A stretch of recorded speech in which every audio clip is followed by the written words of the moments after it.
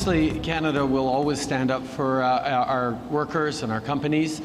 We need to make sure that we're protecting Canadian interests in any situation. We continue to engage with the government of Saudi Arabia. The Minister of Foreign Affairs had a long conversation with their foreign minister yesterday, and diplomatic talks continue. But as the Minister has said, and as we will repeat, Canada will always speak strongly and clearly in private and in public on questions of human rights. Fielding questions in Montreal last hour on the growing rift with Saudi Arabia. The kingdom wants an apology, and it's ramping up diplomatic and financial pressure. But as you heard there, the Canadian government is standing by its criticism of the Saudis' detention of several activists. CBC's Evan Dyer is in Ottawa with more. Well, things have been escalating over the last several days, and they continued through the past 24 hours with some new measures from Saudi Arabia aimed, it appears, at hurting Canada economically.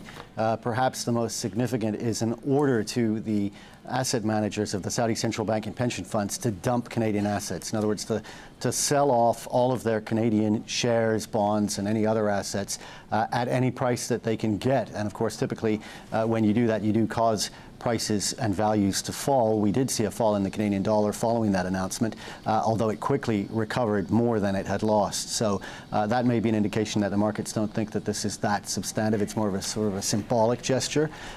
We saw a comment earlier today, not that long ago, from the Saudi foreign minister as well, who gave a news conference in Riyadh, Adel Al-Jubeir, speaking about this dispute, in which he made it pretty clear that Saudi Arabia is looking for nothing less than a retraction and an apology. Let's have a look at that. Canada knows what it needs to do. Canada started this, and it's up to Canada to find a way out of it.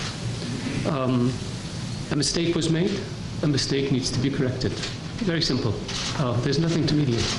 And of course, the Saudis have taken some other measures too, ordering all medical patients in Canada to leave the country. This follows on their demand that all international students from Saudi Arabia studying at Canadian universities have to leave. There is, on that front, a small reprieve for one subset of students. It appears that Saudi medical students who are doing postgrad work in Canada may be allowed to stay until the 1st of September, although of course that would not, in most cases, allow them to finish their studies, one would imagine.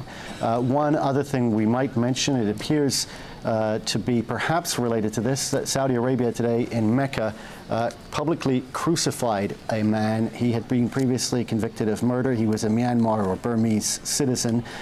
You know, Saudi Arabia, of course, does have very harsh penalties. It frequently flogs, amputates, beheads people for crimes ranging from drug dealing to witchcraft, but crucifixions are less common, and this may perhaps be a sort of a signal to the West, you know, don't talk about our human rights record, this is who we are and this is how we do things. But that occurred earlier today in the city of Mecca, a public crucifixion with the body being put on display. That's the CBC's Evan Dyer in Ottawa.